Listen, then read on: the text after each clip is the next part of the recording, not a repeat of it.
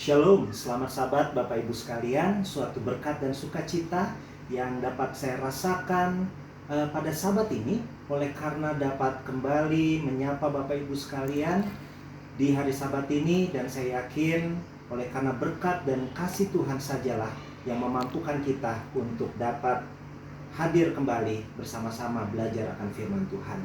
Saat ini saya mengundang Bapak Ibu sekalian untuk tunduk kepala dan kita sama-sama berdoa. Tuhan Bapa dalam surga, kami bersyukur ya Tuhan oleh karena kasih dan kemurahan-Mu yang menyertai kami dalam kehidupan kami, terutama sepanjang 6 hari minggu bekerja kami, hingga kami di hari Sabat Tuhan yang kudus, hari Sabat yang suci dan Kau berkati ini, dapat kembali berjumpa untuk sama-sama mempelajari, mendengarkan akan firman Tuhan yang akan hamba-Mu sampaikan. Kiranya hikmat akal budi dari surga Engkau akan tambahkan kepada hamba-Mu, dan demikian juga bagi semua yang mendengarkan, agar setiap firman akan menjadi berkat bagi kami untuk membawa iman kami, pengharapan kami, untuk kami semakin setia menunggu dan menantikan kedatangan Tuhan tidak lama lagi. Terpujilah nama-Mu ya Tuhan kekal selama-lamanya. Kami berdoanya di dalam nama Yesus Tuhan dan Juru Selamat kami.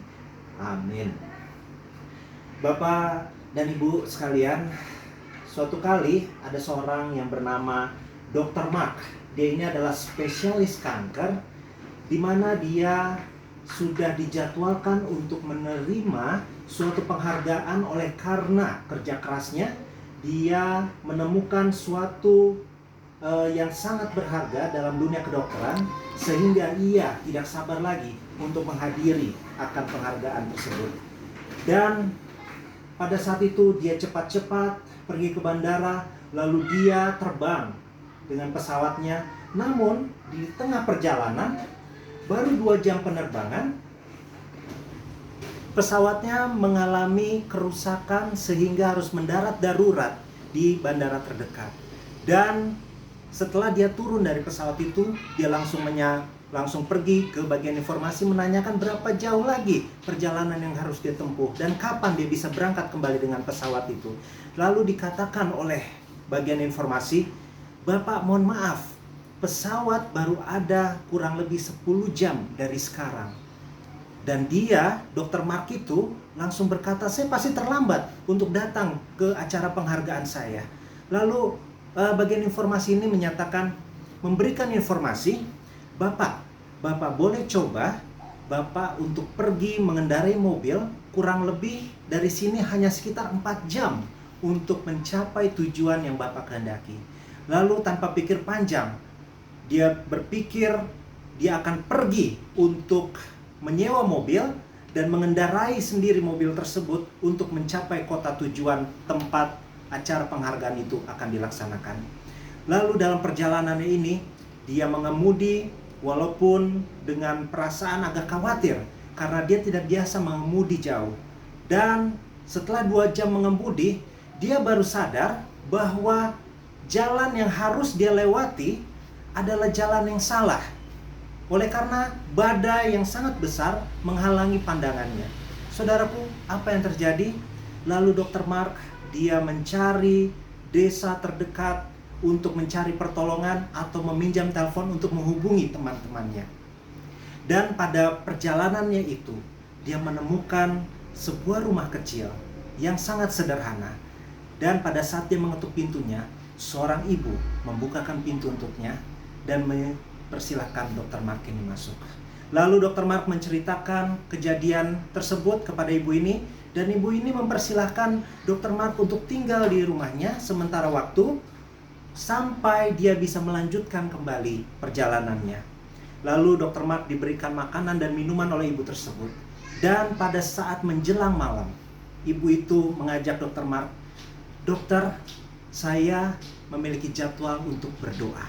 Apakah dokter mau ikut berdoa dengan saya?" Lalu Dr. Mark mengatakan kepada ibu ini, "Ibu, mohon maaf, saya tidak suka berdoa. Saya tidak percaya Tuhan.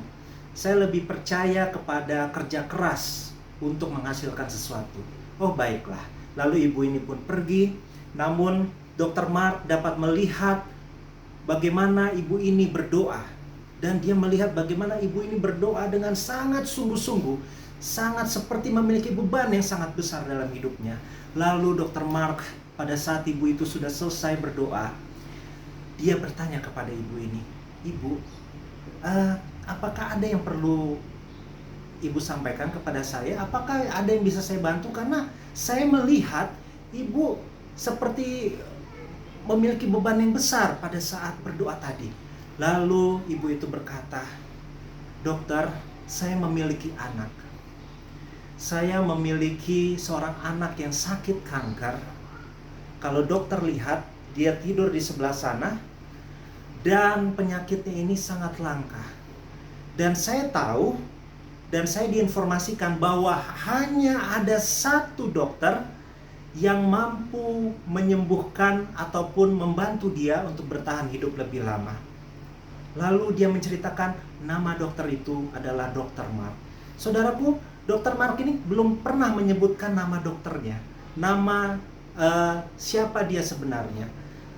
Lalu ibu itu melanjutkan ceritanya, "Dokter ini tapi sangat jauh tinggalnya, dan saya tidak yakin dapat membayar dokter ini untuk menyembuhkan anak saya."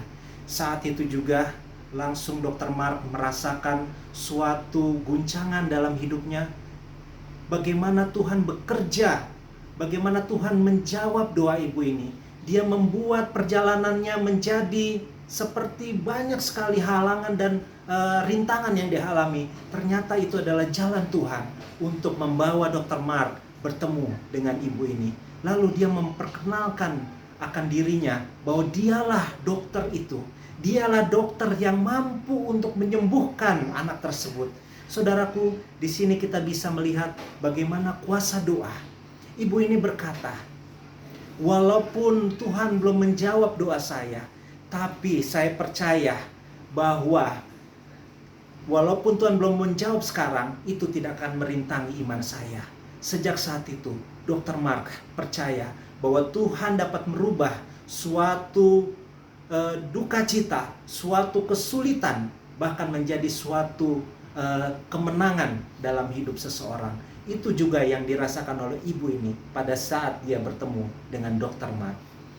Saudara-saudaraku yang dikasihi dalam Tuhan, Tuhan mampu merubah segala sesuatu yang kita pikir merupakan penderitaan menjadi satu kesukaan. Mungkin saudaraku berpikir bahwa saudaraku memiliki suatu beban yang sangat berat. Banyak sekali rintangan yang saudaraku hadapi. Saudaraku merasakan bagaimana Tuhan belum menjawab doa-doa saudaraku. Tetapi kita percaya bahwa kita memiliki Allah.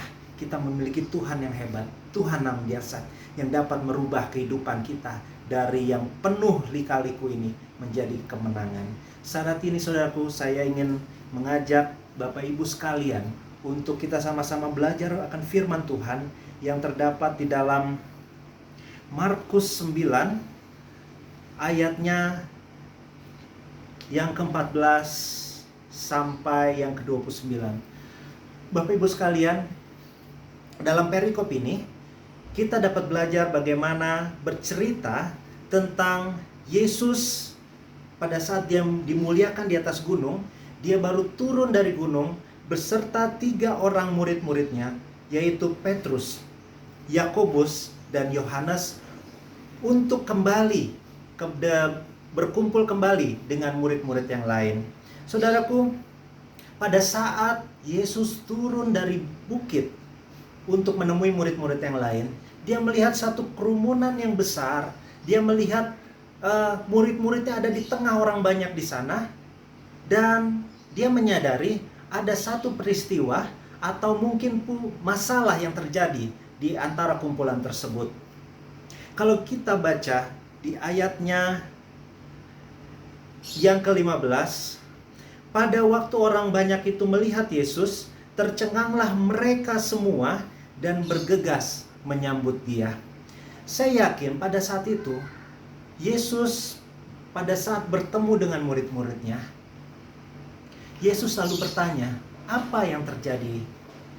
Apa yang kalian lakukan bersama dengan orang-orang ini? Dan mungkin saat itu murid-muridnya tidak bisa menjawab Yesus secara langsung. Dan pada saat itu, pada saat Yesus menunggu jawaban, Di ayatnya yang ke-17, kata seorang dari orang banyak itu, "Guru, anakku ini kubawa kepadamu karena ia kerasukan roh yang membisukan dia." Saudara-saudaraku yang kasih dalam Tuhan, di situ ada seorang tua yang memiliki anak yang kerasukan roh. Dia memiliki beban dalam hatinya. Dia, kalau saya persingkat cerita ini, anak ini adalah anak yang sudah berusaha dia sembuhkan selama bertahun-tahun. Sejak dia lahir, dia sudah bawa kepada tabib-tabib. Dia sudah bawa kepada ahli-ahli agama untuk didoakan. Dia sudah bawa kepada Tuhan. Dia mungkin sudah mengeluarkan banyak biaya, banyak usaha, pergumulan, air mata yang sudah tercurah untuk anak ini. Dia rindu merasakan kesembuhan bagi anak yang sangat dikasihinya. Pada saat itu, saudaraku, pada saat dia mencari Yesus pada awalnya, dia tidak menemukan Yesus. Tapi dia bertemu dengan murid-muridnya yang lain. Dan dia sudah datang dan menyampaikan maksudnya kepada murid-muridnya tersebut.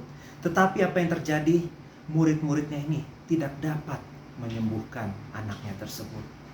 Kenapa murid-muridnya tidak bisa menyembuhkan anak-anaknya tersebut? Saudara-saudaraku, cerita ini saudaraku bisa juga baca di dalam Matius pasalnya yang ke-17 dan juga Lukas pasalnya yang ke-9. Namun saya ambil dari buku Markus 9 ini karena ceritanya akan lebih lengkap untuk kita sama-sama pelajari. Dan juga pada saat Bapak Ibu, saudara-saudaraku yang kasih dalam Tuhan membaca pasal-pasal sebelumnya, kita dapat membaca bahwa Yesus sudah pernah mengutus murid-muridnya ini untuk pergi mengabarkan Injil dan menyembuhkan orang banyak. Namun saat ini, kenapa murid-muridnya tidak sanggup untuk menyembuhkan anak dari bapak tersebut? Saudara-saudaraku yang kasih dalam Tuhan, murid-murid Yesus bukan tidak memiliki pengalaman, bukan mereka tidak tahu cara menyembuhkan orang, oleh karena sebelumnya mereka sudah pernah menyembuhkan banyak orang melalui pelayanan mereka.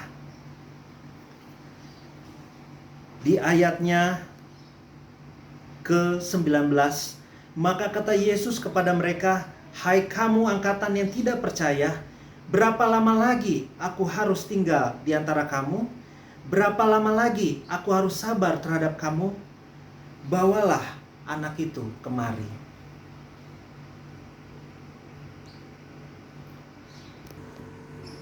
Saudaraku, sebelum orang itu membawa anaknya kepada Yesus, para murid itu sudah pernah untuk mencoba menyembuhkan anak tersebut, tetapi mereka tidak dapat melakukannya. Apa yang terjadi kepada murid-muridnya ini? Kenapa orang-orang ini, orang-orang yang pernah mengabarkan berita Injil, orang-orang yang pernah menyembuhkan, orang-orang yang pernah Tuhan gunakan sebagai alatnya untuk menjadi berkat buat orang lain, tetapi dalam peristiwa ini mereka tidak dapat melakukannya. Saudara-saudaraku, pada saat kita memperhatikan ini, hal yang terjadi kepada murid-muridnya, mereka memiliki rasa iri terhadap murid-murid yang Tuhan ajak naik ke atas gunung.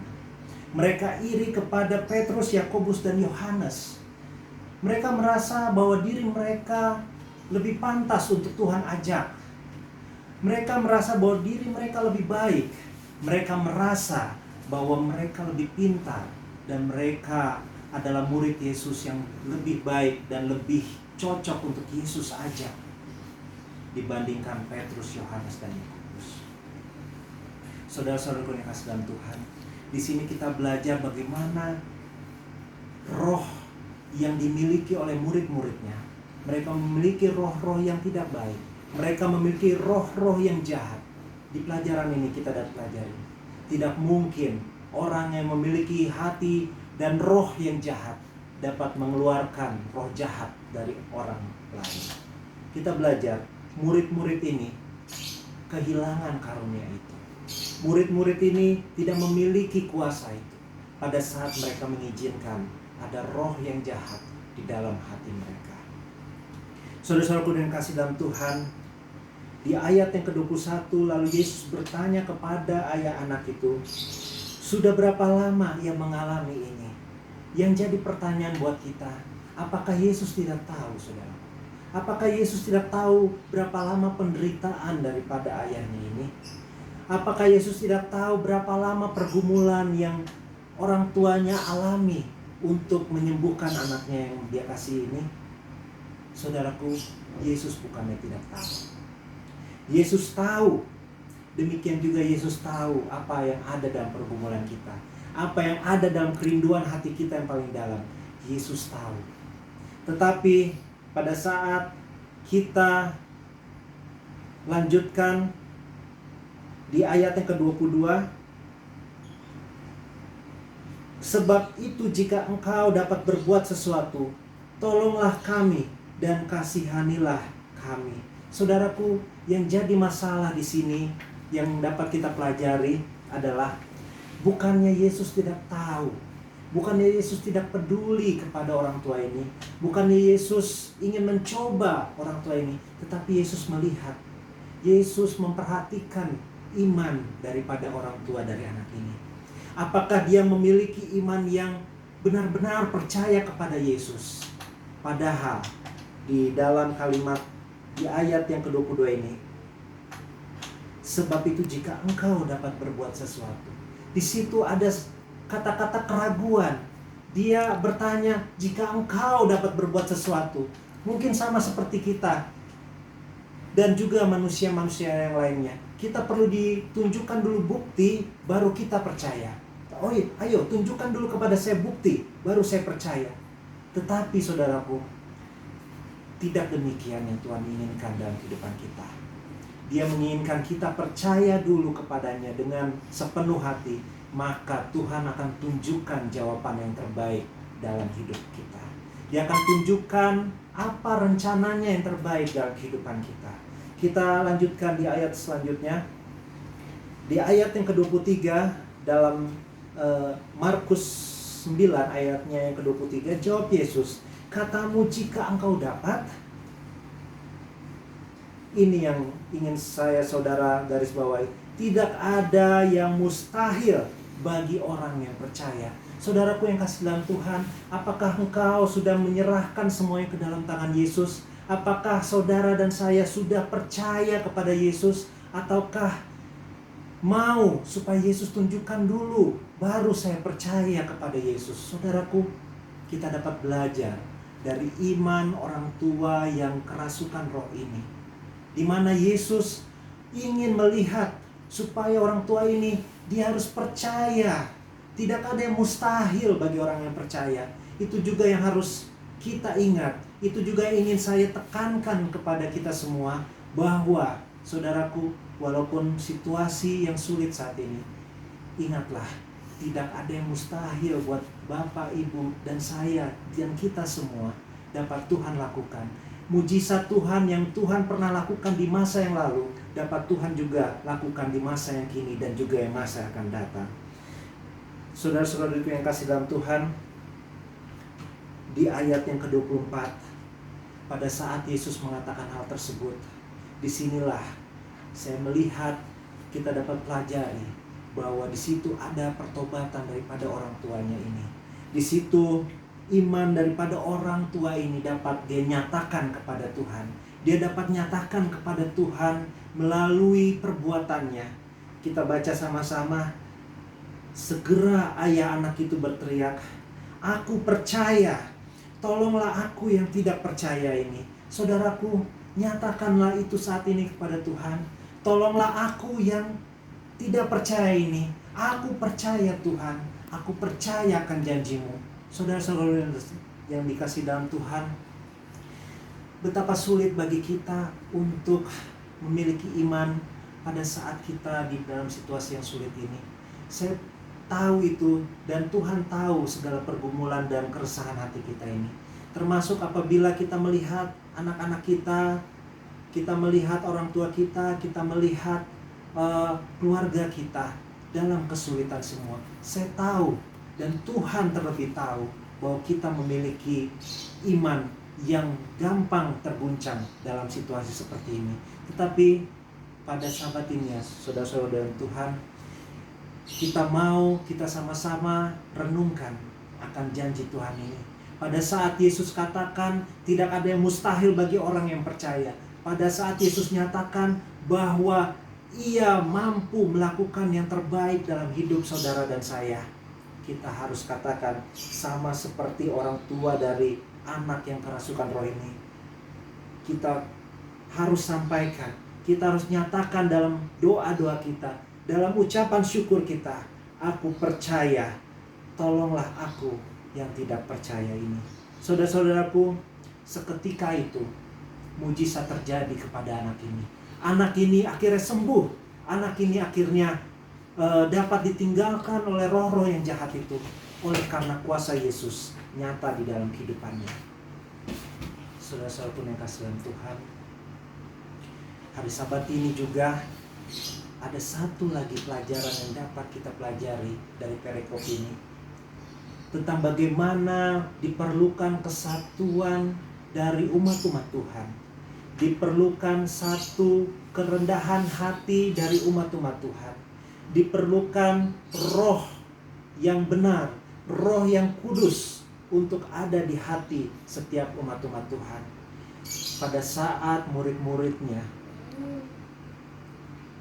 didatangi oleh orang tua tersebut, mereka tidak memiliki kuasa apa-apa. Oleh karena mereka memiliki roh jahat dalam hatinya, mereka tidak bisa mengabarkan Injil dengan roh tersebut. Demikian juga kita sebagai umat-umat Tuhan, umat yang sisa saat ini, pada saat kita rindu untuk menyelamatkan orang lain, biarlah roh Tuhanlah yang ada di hati kita. Kita sama-sama buka di dalam Kisah Para Rasul, pasalnya yang keempat, ayatnya yang ke-32. Saudaraku, di sini kita belajar tentang cara hidup jemaat. Saat ini kita hidup di akhir zaman. Kita percaya bahwa Tuhan Yesus tidak lama lagi akan datang. Kita percaya bahwa kita ada di saat-saat akhir dari dunia ini. Demikian juga kita sebagai umat-umat Tuhan, kita bisa belajar dari peristiwa yang terjadi dari murid-muridnya, di mana mereka tidak memiliki kuasa itu oleh karena ada persaingan, oleh karena ada rasa meninggikan diri, tidak ada kerendahan hati, merasa saling yang terbaik di antara yang lain. Kita dapat belajar sebagai satu jemaat untuk memiliki kehidupan, cara hidup seperti jemaat yang mula-mula. Kita baca di dalam Kisah Para Rasul 4 ayatnya yang ke-32. Adapun kumpulan orang yang telah percaya itu, mereka sehati dan sejiwa, dan tidak seorang pun yang berkata bahwa sesuatu dari kepunyaannya adalah miliknya sendiri, tetapi segala sesuatu adalah kepunyaan mereka bersama. Dan dengan kuasa yang besar, rasul-rasul memberi kesaksian tentang kebangkitan Tuhan Yesus, dan mereka semua hidup dalam kasih karunia yang melimpah-limpah. Di ayat 34, sebab tidak ada seorang pun yang berkekurangan di antara mereka, karena semua orang yang mempunyai tanah atau rumah menjual kepunyaannya itu, dari hasil penjualan itu mereka bawa, dan mereka letakkan di depan kaki rasul-rasul, lalu dibagi-bagikan kepada setiap orang sesuai dengan kebutuhannya.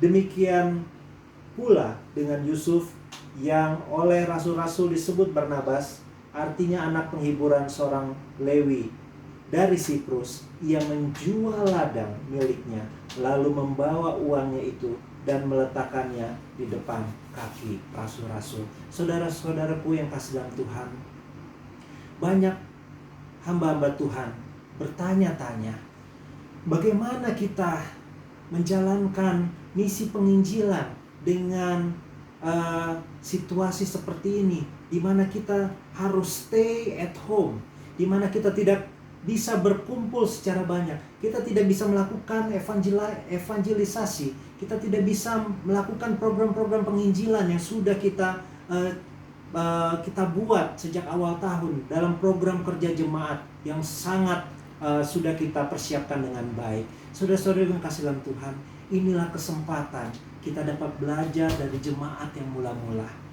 Kita bisa belajar bagaimana kehidupan para hamba-hamba Tuhan di masa yang lalu, di mana mereka hidup dengan rela berkorban, saling membantu satu dengan yang lain. Mereka hidup berdampingan, mereka mengetahui kebutuhan dari saudara-saudara yang lain, dan mereka sehati, seia, sepikir, sekata, dan tidak ada yang meninggikan diri di antara yang lain. Saudaraku, pada saat kita kembali di buku Markus 9, saya ingin kita baca di ayatnya yang ke-28. Ketika Yesus sudah di rumah dan murid-muridnya sendirian dengan dia, bertanyalah mereka, mengapa kami tidak dapat mengusir roh itu? Jawabnya kepada mereka, jenis ini tidak dapat diusir kecuali dengan berdoa. Saudara-saudaraku yang kekasih dalam Tuhan, seringkali kita bertanya kepada Tuhan, seringkali menjadi pergumulan dalam hati kita. Tuhan, saya sudah berdoa kepadamu. Tuhan, saya sudah berpuasa. Saya sudah sungguh-sungguh datang kepada Tuhan. Tetapi kenapa Tuhan tidak bisa jawab doa-doa saya? Kenapa Tuhan tidak bisa jawab segala permohonan saya? Padahal pada saat saya bisa menolong orang itu, pada saat Tuhan jawab doa saya itu, maka nama Tuhan dipermuliakan. Saudara-saudara yang kasih dalam Tuhan, kita bisa belajar dari murid-murid Kristus dari perikop ini. Pada saat mereka bertanya, mengapa kami tidak dapat mengusir roh itu? Yesus tahu. Dan kita juga pasti yakin bahwa murid-murid Yesus adalah orang-orang yang senang berdoa. Murid-murid Yesus adalah orang-orang yang selalu mengikuti Yesus kemana dia pergi. Murid-murid Yesus adalah orang-orang yang suka mengikuti teladan Yesus. Tapi kenapa Yesus katakan jenis ini tidak dapat diusir kecuali dengan berdoa? Yang jadi jawaban dari ini adalah bahwa murid-muridnya berdoa, tetapi mereka tidak merendahkan hati mereka. Mereka tidak mengusir roh jahat dalam hati mereka, sehingga mereka kehilangan kuasa di dalam kehidupannya. Saudara sekalian kasih dalam Tuhan, sahabat ini saya ingin kita semua renungkan firman Tuhan ini, di mana Tuhan mampu memberikan mujizatnya di dalam kehidupan kita. Tiada yang mustahil bagi Tuhan, tiada yang mustahil bagi orang percaya, bagi siapa yang berseru kepada Tuhan. Tetapi Tuhan inginkan bahwa kita akan menjadi murid-murid yang rendah hati, orang-orang yang dapat membantu sesama kita, menjadi berkat buat orang lain. Dalam situasi sulit ini, kita tetap dapat menjadi berkat buat orang lain. Tuhan dapat gunakan segala rintangan, suatu halangan yang mungkin terjadi dalam kehidupan kita sehari-hari, menjadi satu berkat buat orang lain. Itulah juga kerinduan saudara dan saya. Dan marilah kita senantiasa percaya akan janji Tuhan akan senantiasa nyata dalam hidup kita. Inilah doa dan pengharapan saya. Mari kita tunduk kepala untuk berdoa. Tuhan Bapa dalam surga, terima kasih ya Tuhan atas kasih dan penyertaan-Mu bagi masing-masing kami. Kami bersyukur oleh firman Tuhan yang mengingatkan kami untuk senantiasa percaya akan janji Tuhan, senantiasa percaya akan kuasa-Mu. Dan kami percaya tidak ada yang mustahil di dalam Yesus. Kami percaya oleh karena kasih dan penyertaan-Mu yang senantiasa Kau nyatakan dalam kehidupan kami, yang Kau telah perbuat di masa yang lalu, itu juga akan nyata di dalam kehidupan kami di hari ini dan juga di masa yang akan datang. Bapa dalam surga, berdoa untuk umat-umat Tuhan yang saat ini kami masih harus beribadah di rumah kami masing-masing. Kami berdoa untuk yang sakit, kiranya Tuhan akan sembuhkan. Tuhan akan hiburkan yang berduka cita. Tuhan akan kuatkan yang lemah, bebaskan yang terikat. dan kiranya kasih penyertaan-Mu senantiasa menjadi bagian kami. Kami rindu ya Tuhan untuk dapat kembali bertemu muka dengan muka, dan kami percaya di waktu yang tepat Tuhan akan wujudkan segala doa dan harapan kami. Terima kasih ya Tuhan atas janji-Mu yang pasti. Terima kasih Engkau telah mendengar dan akan menyempurnakan doa kami ini, karena kami berdoa hanya di dalam nama Yesus Tuhan dan Juru Selamat kami. Amin.